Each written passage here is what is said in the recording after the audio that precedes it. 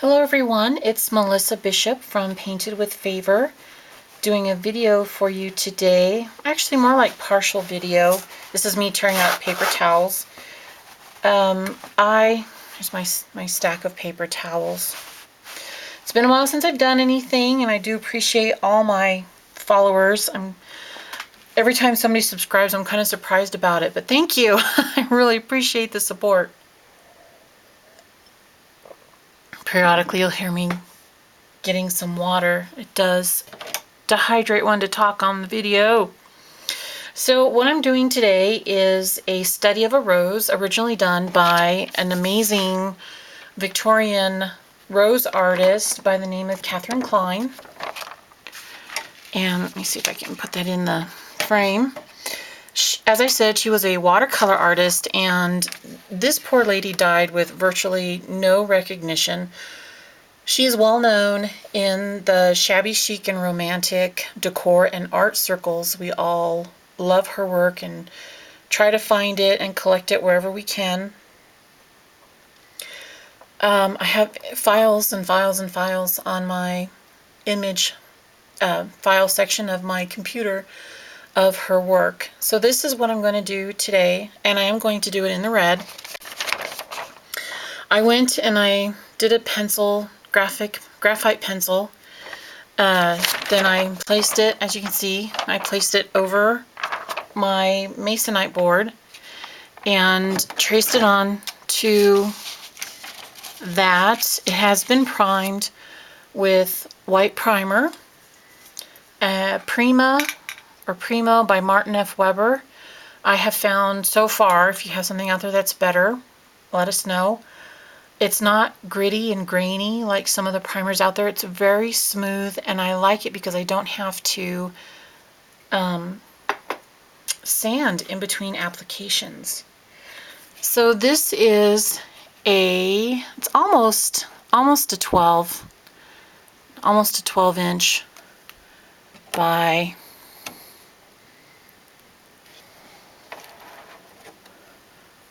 8 3/4, almost a 12 by 9 or 9 by 12. The reason why it's sliding around is because I've slapped it up here with some blue tack. This is the Loctite Fun Tack mounting tabs. I use those all the time. I'm going to put a couple more on here while we're talking, and I transfer the image on. After I transfer it on, I spray it with Krylon Matte Finish number 1311. And what that does is it keeps the graphite pencil from smearing and being faded if your hand touches it or from messing with it.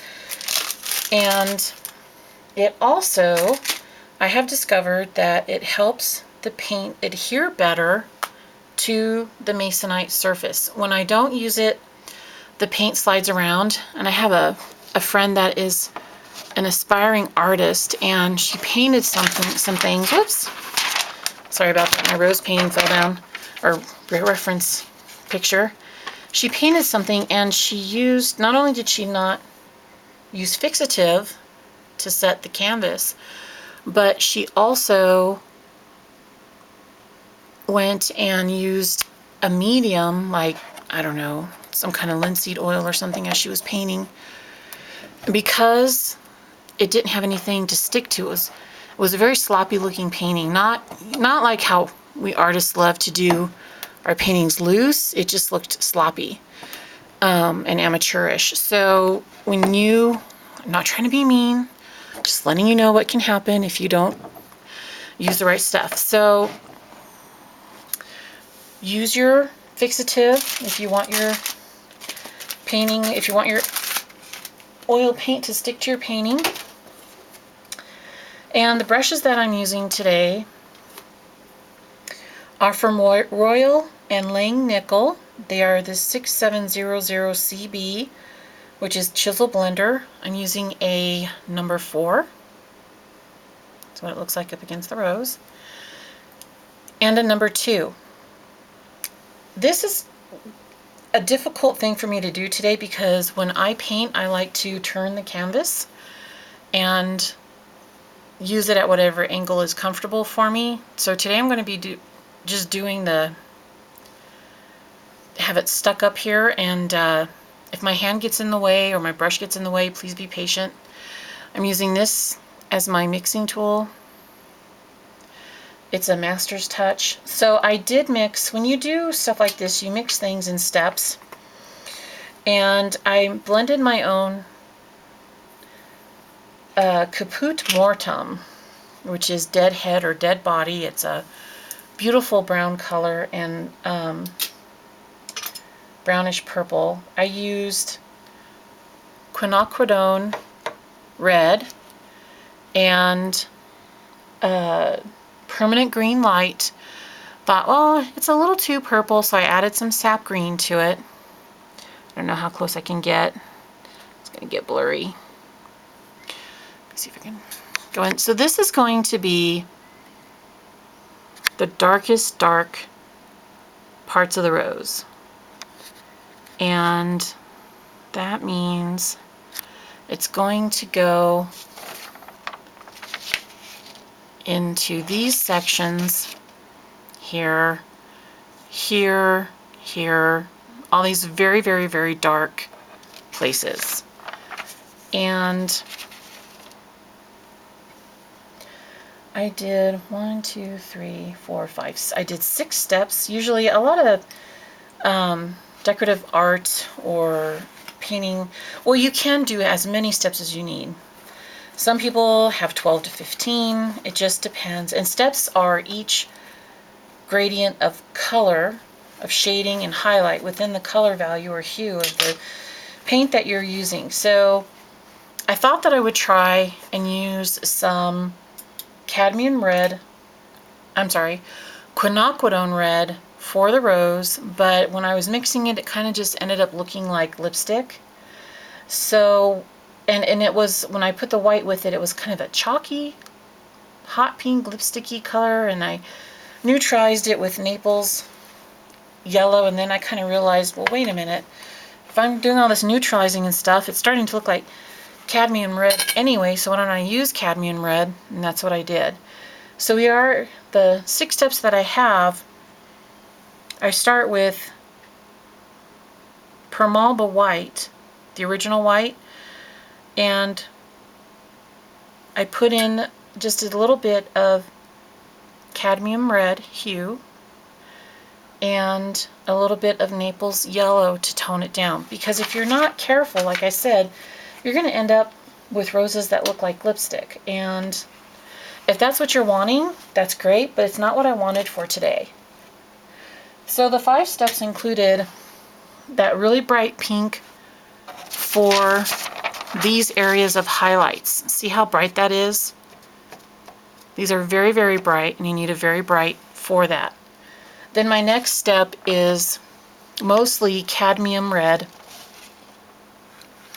with a little bit of white and more Naples yellow to tone it down. My next step is pure cadmium red, then cadmium red with a little bit of the caput mortuum, then the cadmium red with more caput mortuum. It's almost equal, but not quite, because otherwise it kind of gets lost. And then it's the pure caput mortuum. Okay, and I'm going to, the videos are going to be free. There's going to be more than one video. I'm going to do this however many steps it takes. And then I will make available for a small fee a packet that will go with this if you want to paint these at home. What I'm going to do right now is I'm going to do the rose. I'm going to do all of the rose first.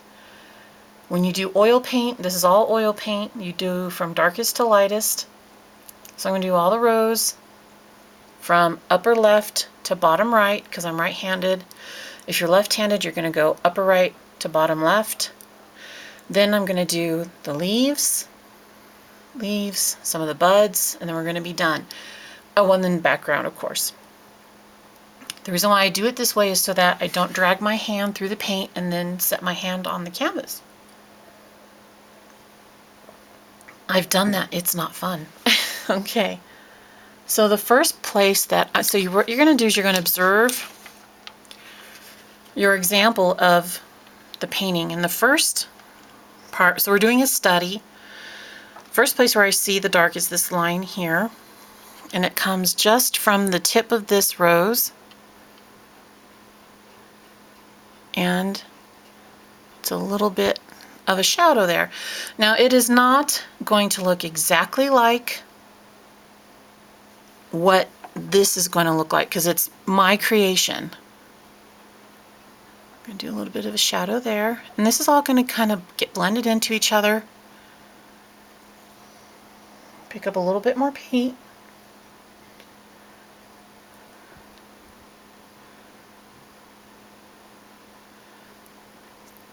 Your lights go against your darks.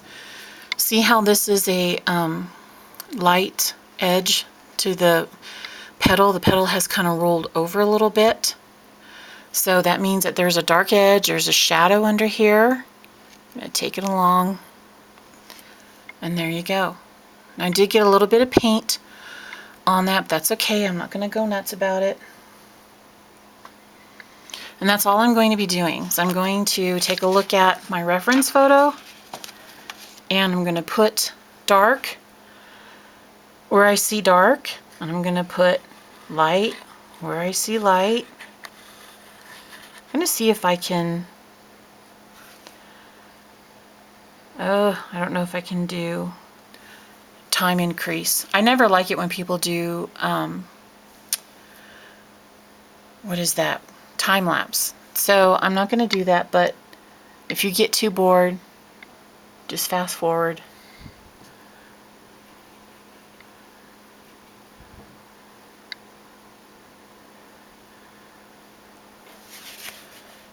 Now see, this here is where I would turn it so that I could paint away from it. I'm going to try and do it left-handed. If you need to, you know, channel your ambidextrous self to get some of these dark places in, that's what you're going to need to do.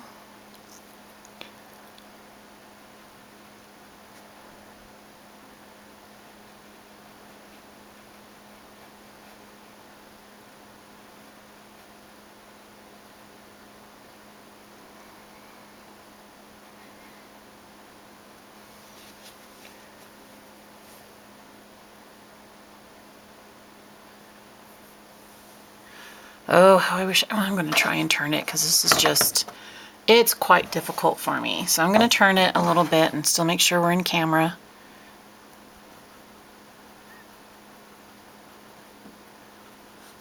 There we go, and we're just going to, this is the number 4 brush.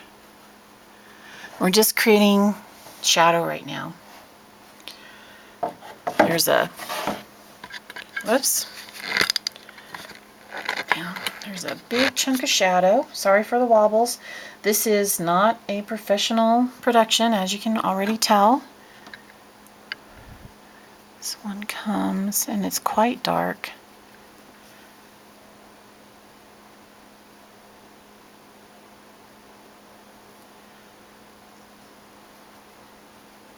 So we're just going to add more layers.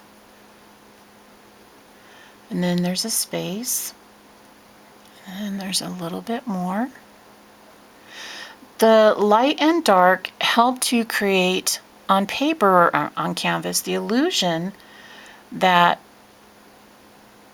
the petal is turning or the leaf is turning. Without the utilization of light and dark, everything's going to look really flat.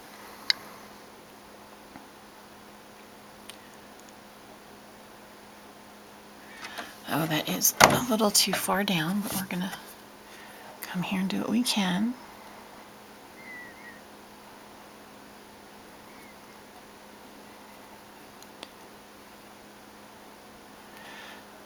Of course, it's better if you never, ever, ever make a mistake.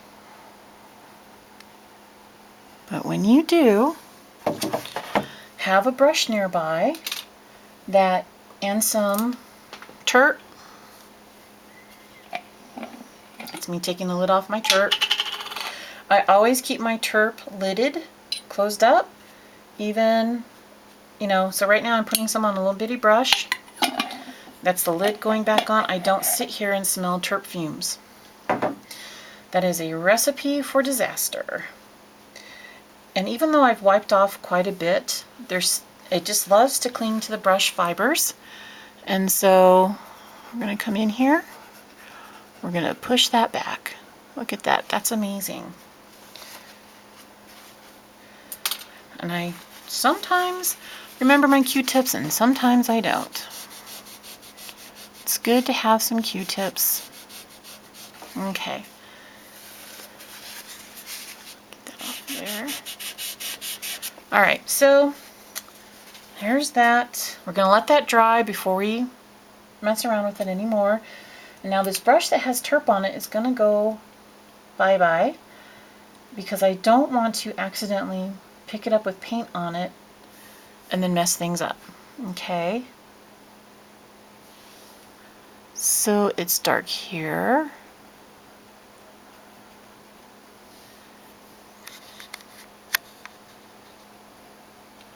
And I want this to be not blurry.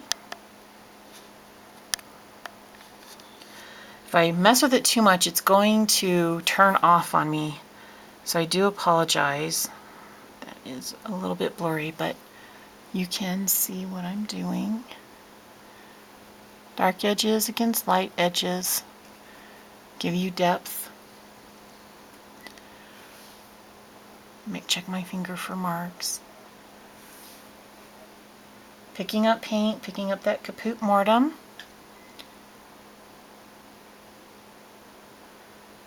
This has a little bit of some paint here. Again, to help with that illusion of movement and depth.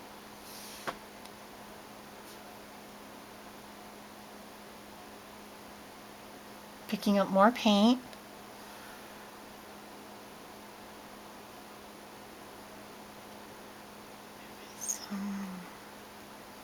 Gets a little weird on the inside of roses, trying to figure out who's what, where they are. Roses are one of the most challenging things that you can paint. I also happen to think that the human face is just as challenging. Okay, I'm not going to go too much farther to the right. Right now I'm not going to do these over here because I realized I may have gone just a little bit too far and I don't want to put my hand in the paint. Just trying to get another brush. Hold on one moment for me.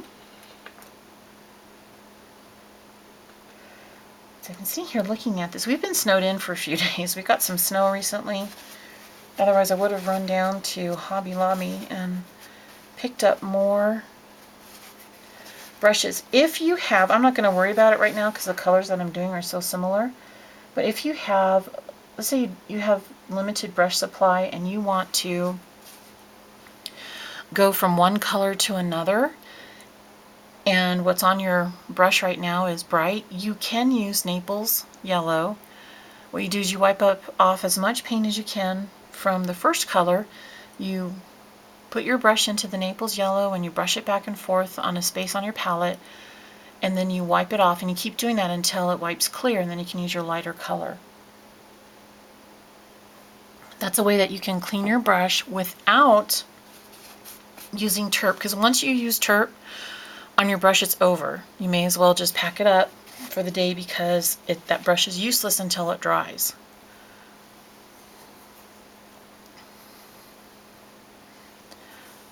So here is an in-between red color. This is the next step up. This is Caput Mortem with the red.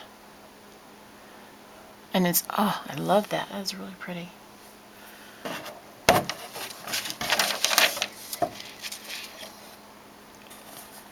Okay, so we're going to brush away from the edge of the rose petal that's up in front of this. And I'm using this darker color because when you get in between these petals, the light isn't going to hit deep inside the rose. Okay? So you want to make sure that you're not using a bright red down in here like a pink, because it just wouldn't happen right there, right then.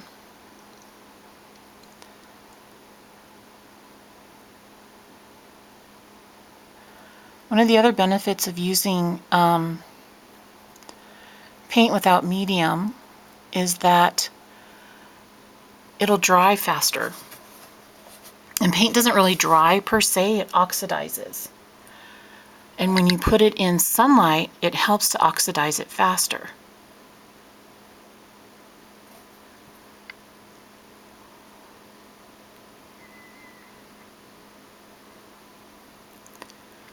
Okay, now see how you can tell that here's the next petal over. It's the edge, so that'll be much lighter than that color. Here's the edge of this petal. I'm going to put it in light. But before I do that, I'm going to use this dark color, and I'm going to put in this rose petal.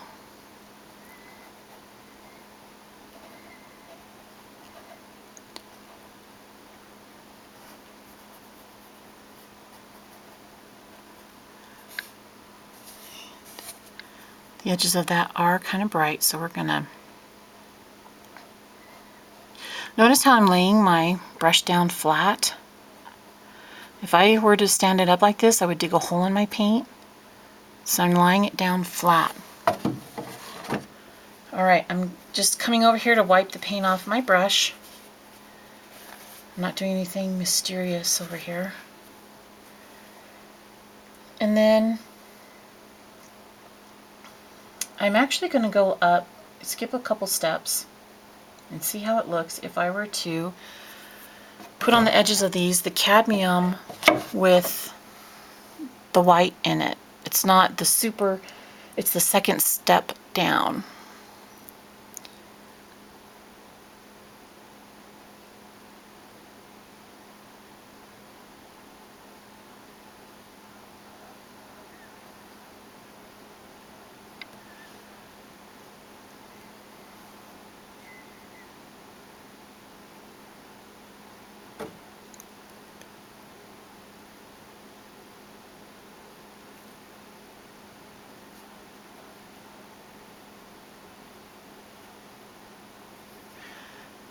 Laying that brush down flat is going to help me blend these two.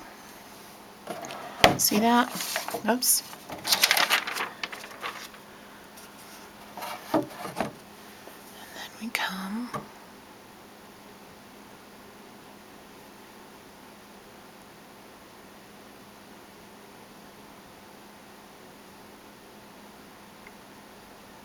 and red is one of those colors where it's going to get everywhere.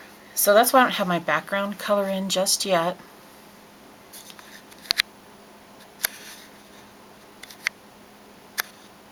Is because it is going to bleed. It's like lipstick on your lips. It's going to find the path of least resistance. I'm putting a little bit of the highlight, which is the bright pink, on with this second red. See how I like that.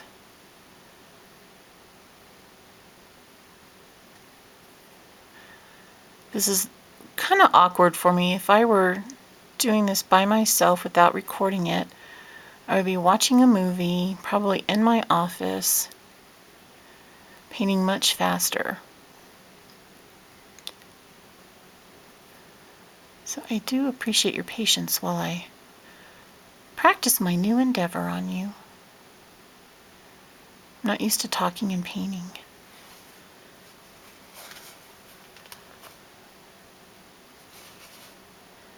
I'm going to put a little bit of some paint over here to separate these two.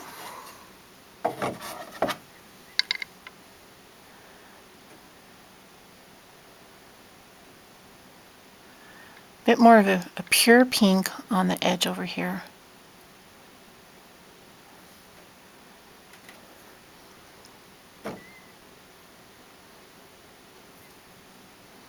There you go.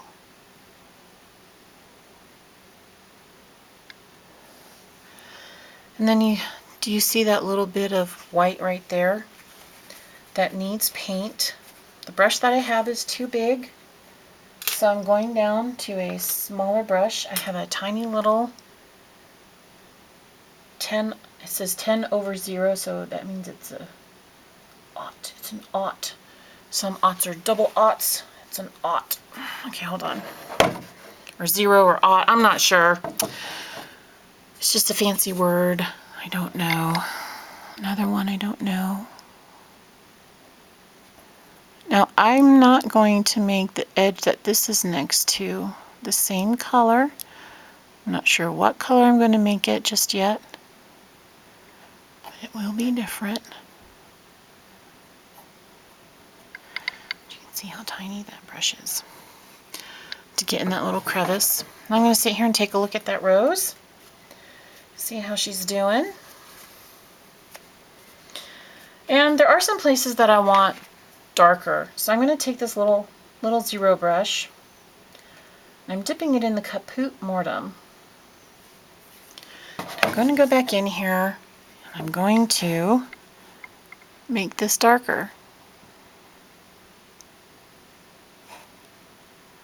See how that starts to make the petal behind it stand out more?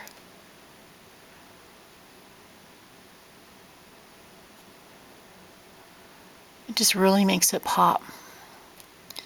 Bringing that over a little bit to make it look, you know how the roses sometimes have a little cup in the petal? Now, take a look at that.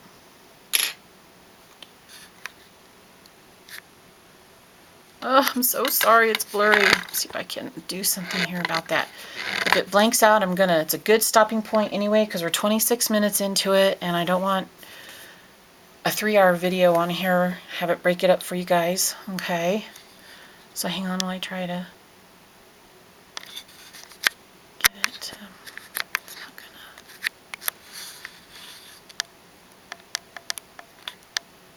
gonna... No. It is not going to focus. I apologize. Let me see if I can change that. No, not in mid-set. Well, there you go. There's my blurry rose. I will post a clear picture of it on my website, Painted with Favor, The Art of Melissa Bishop. While I try to figure out how to improve my video skills. I'm so sorry. But also, I don't think I'm going, because I've shown you how to do these two, I'm not going to do this whole rose in video. It is really difficult. So I'm going to finish the rose off without doing it on video. And then when I'm done, I'm going to show you how to do a leaf. Then I'm going to show you how to do a bud. I'm going to show you how to do the background and probably just finish it all off camera. But that's how you do step by step. You go darkest, medium, lightest. You make sure that your dark edges and light edges, like you don't want 2 light edges together, you don't want 2 dark edges together, because you want to see the edges of the rose, the edges of the petals against the darker inner corners. So there you go. I hope you liked the video. Please let me know some feedback in the comments. Be nice, and I'll talk to you later. Bye-bye.